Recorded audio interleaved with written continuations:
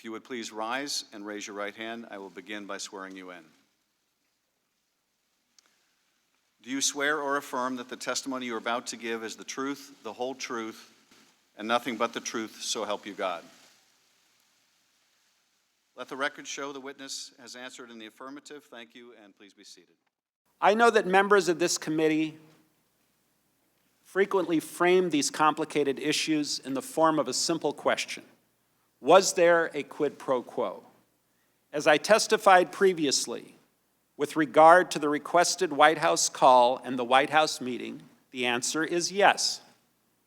Mr. Giuliani conveyed to Secretary Perry, Ambassador Volker, and others that President Trump wanted a public statement from President Zelensky committing to investigations of Burisma and the 2016 election.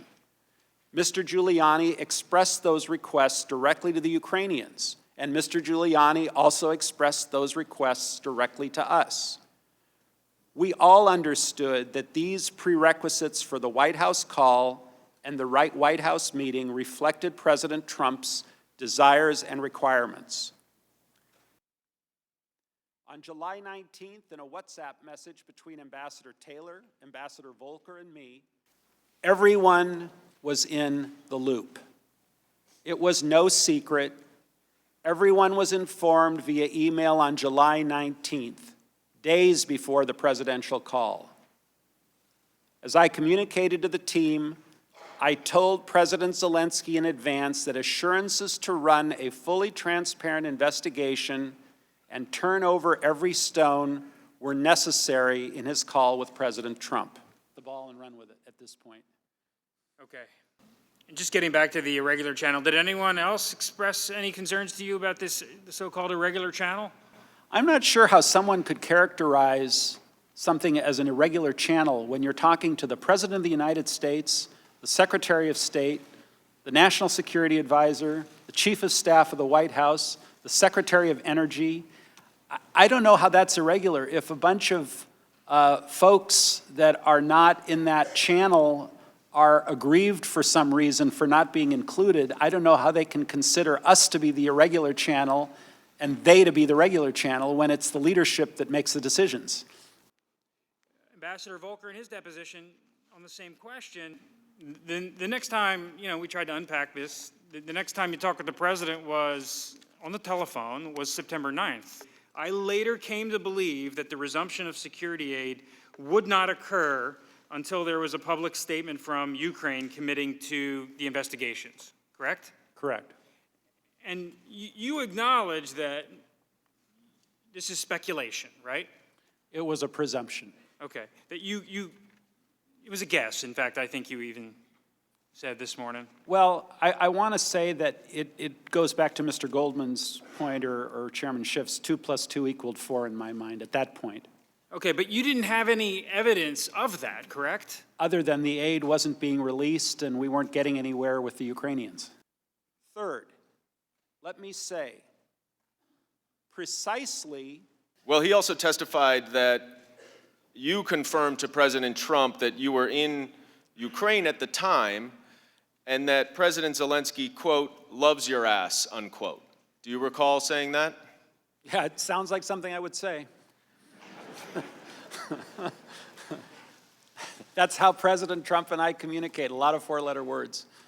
In this case, 3-letter. Holmes then said that he heard President Trump ask, quote, is he, meaning Zelensky, going to do the investigation? To which you replied, he's going to do it. And then you added that President Zelensky will do anything that you, meaning President Trump, ask him to. Do you recall that? I probably said something to that effect because I remember the meeting, President Zelensky was very, solicitous is not a good word. He was just very willing to work with the United States and was being very amicable. And so putting it in Trump speak by saying he loves your ass, he'll do whatever you want, meant that he would really work with us on a whole host of issues. In the Ukrainian delegation, you said, I recall mentioning the prerequisite of investigations before any White House call. Testimony received today was far from compelling, conclusive, and provides zero evidence of any of the crimes that have been alleged. In fact, Ambassador Sondland testified that he presumed the temporary pause in military aid was conditioned on Ukraine carrying out the investigations the Democrats are desperate to portray as nefarious. The Democrats have, as their custom, seized on this presumption as proof they can use it against the president. This is a seminal moment in our investigation, and the evidence you have brought forward is deeply significant and troubling. It's been a long hearing, and I know Americans watching throughout the country may not have had the opportunity to watch all of it. So I'm going to go through a few of the highlights, and I'm not going to try to paraphrase what you've said. I'm going to refer to your opening statement.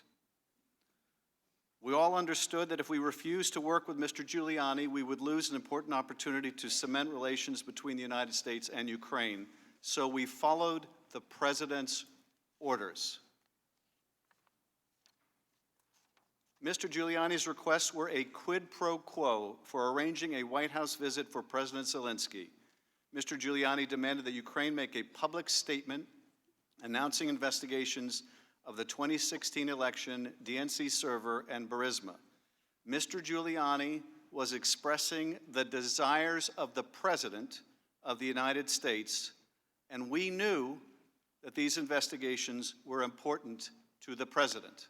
The call records that I have had access to, just the short period of I'm continually struck how my colleagues would suggest that because the President got caught, we should ignore the fact that he was conditioning official acts in order to get political favors, in order to get an investigation against his rival.